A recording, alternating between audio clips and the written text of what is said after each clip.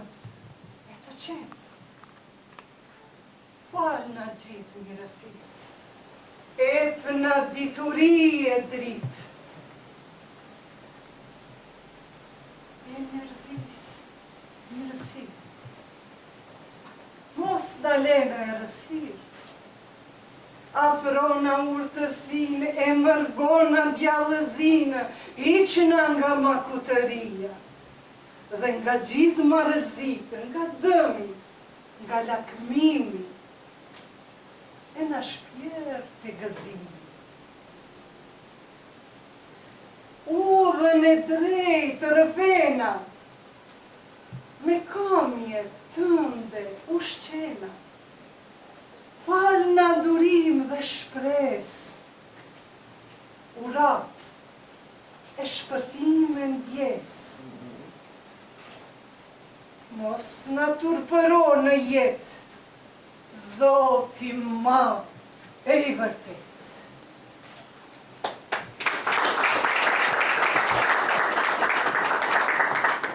Dieu qui transcende tout, Dieu le vrai, rends-nous sages et donne-nous la paix. Donne-nous la bonté salutaire, connaissance et lumière, humanité et charité, et ne laisse point d'obscurité. Rapproche-nous de la sagesse. Éloigne le mal et la détresse.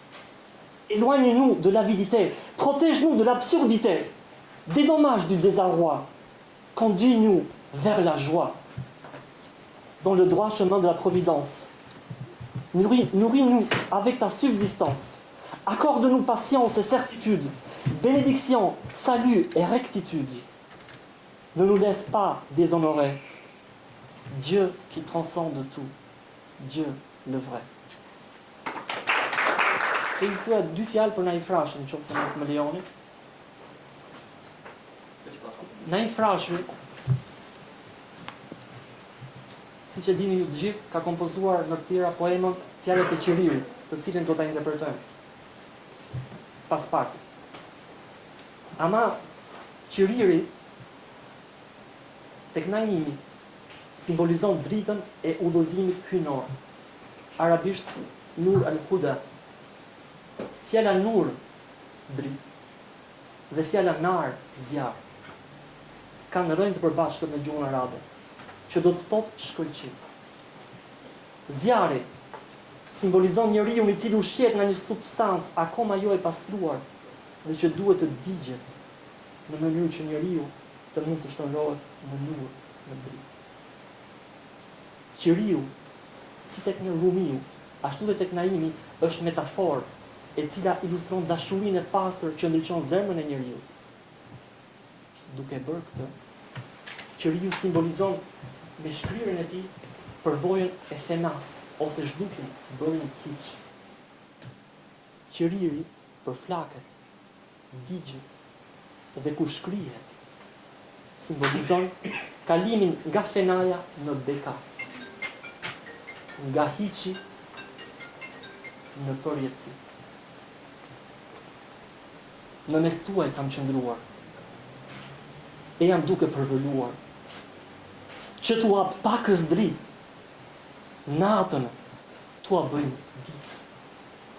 Do të treten, të kullohen, të digjem të përvëlohen, që të ndrinë mirë të shihni, njëri tjetrin të njihni. Kur më shihni se jam tretur, mos pahdheni se kam vdekur. Jam I gjallë e jam ndë jetë, jam në dritë të vërtetë. Dua shumë fjalë të them, po trembem si bën ujë e kur shkruhen në kartë fjalët e gjuhës së zjarrit.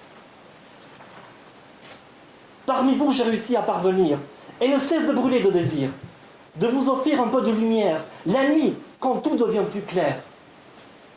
Je suis anéanti, entièrement épuré, ne cesse de brûler et de me consumer. J'accepte de bon cœur de vous éclairer, afin que vous puissiez mieux vous discerner. Si vous me voyez altéré, ne croyez point que je suis éreinté. Je suis vivant et vivrai éternellement, dans la lumière, continuellement. Je veux vous raconter tant de mots, mais j'ai peur de fondre dans un flot. Aucun livre ne peut contenir réellement les paroles d'un cœur ardent.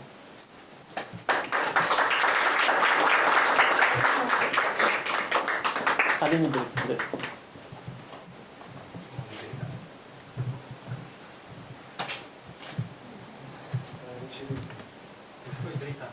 Naim Prashëri për ndryshe është një erudit i madh i popullit shqiptar. Kur isha në studime xhelozoja, sepse Gjermaninë e njihja nga Volteri dhe nga Wolfgang Goethe. Pastaj u mblodhëm një grup intelektualesh dhe thash, po emri Naim, ka më i madh se emri Naim. Prandaj thash, do të punojmë ditën, e dim se rruga jonë është me gjemba, por qëllimi jonë është aq i lartë, aq i madh, aq human, sa që nuk do t'i kuptojmë se ka të të shkeli në për gjelbrim, në për re, apo në për gjemba. Prandaj vendosëm që të jemi ambasador të kulturës shqiptare dhe ta njohin bota, Kosovën, Shqipërinë, Maqedoninë, me një fjalë,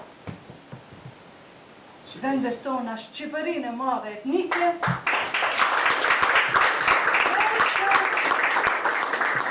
vetëm e vetëm përmes Naim Frashëri. Prandaj, më vinset shumë Naim, vetëm për një që. Shumë ka kontribuar. Por pak jetuar. Po në krahasim me neve, shumë jetojmë, pak kontribuojmë. Më vinset për një gjë Naimi se në vitet e fundit, mos themi në muajt e fundit e jetës, kishte shumë dhimbje. Dhe i tha vetës se dhimbjet e mia do t'i rehatoj nëse do të shkruaj për dhimbjen e atyre të 12 imamve që hoqën keq për ne. Prandaj Naimi u solidarizua, u sinhronizua dhimbja e tij me dhimbjen e njerëzve të mëdhenj që nuk deshën gjë përveç drejtësisë. Dhe ato e arritën. Prandaj këtë pjesë ne po e përmbyllim me frymëzimin e ditëve të fundit të Naimit.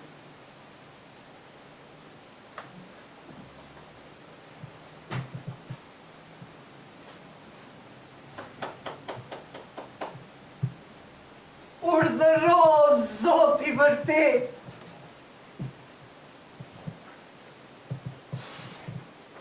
e më dërgohet atë pjetë,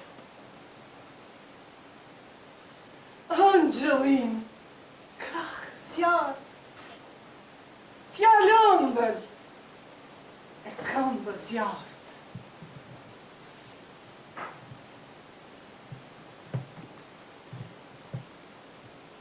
Do të këndoj urtësi, e do të rëfej, Alin, edhe fëmijët e tia, le t'i mësoj njerëzia.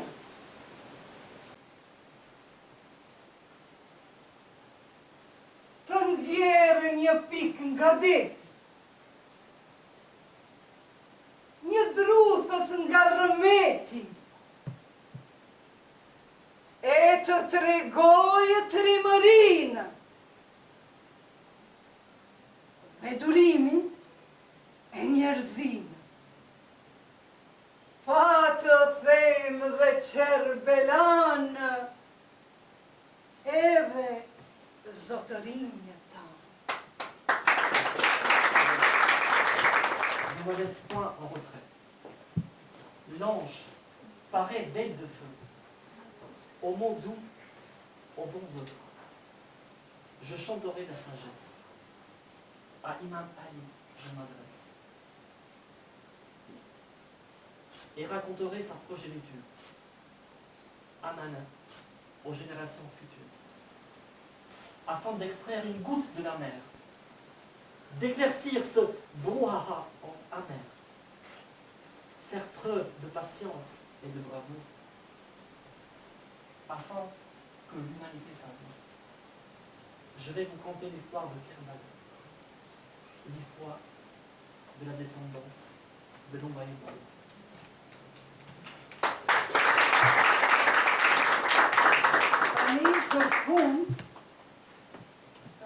Ik kam zelf të njëjtën poezi të recitoja dhe një bursante në fakultetin e Frangjiktës, fitore Qoraj, ndryshe ambasadore tona të artën.